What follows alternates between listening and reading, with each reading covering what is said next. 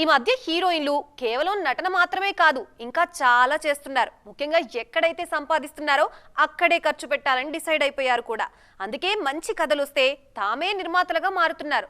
ఒకరో ఇద్దరో కాదు, చాలా మంది హీరోయిన్లు ఇప్పుడు ప్రొడక్షన్ మొదలు పెట్టారు. కమిటీ కుర్రాళ్ళు సినిమా నిహారిక అనౌన్స్ చేసినప్పుడు ఎవరూ పెద్దగా సీరియస్ గా తీసుకోలేదు.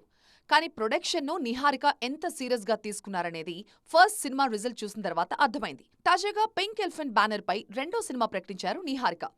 మ్యాడ్ స్క్వేర్ హీరో సంగీత్ శోభన్తో మానస శర్మ దర్శకత్వంలో ఈ సినిమా ఉండబోతోంది. కమిటీ కుర్రాళ్ళ తర్వాత కొన్ని రోజుల గ్యాప్ తీసుకుని మానస శర్మ చెప్పిన కథని ఫైనల్ చేశారు నిహారిక.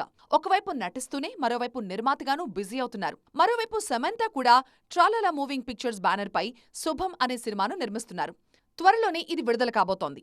మంచి కథలొస్తే సినిమాలు నిర్మిస్తానంటున్నారు శామ్. రౌడీ పిక్చర్స్ బ్యానర్లో నయనతార కూడా వరుస సినిమాలు నిర్మిస్తూనే ఉన్నారు. ఒక్కోసారి తనే హీరోయిన్ గా, కొన్నిసార్లు భర్త విఘ్నేష్ డైరెక్షన్ లో సినిమాలు కూడా నిర్మిస్తుంటారు నయన్. మన దగ్గర ఈ ట్రెండ్ ఈ మధ్య మొదలైంది కానీ బాలీవుడ్ లో అయితే అనుష్క శర్మ, ప్రియాంక చోప్రా, కంగనా లాంటి హీరోయిన్స్ ప్రొడక్షన్ లో కూడా బిజీగా ఉంటారు.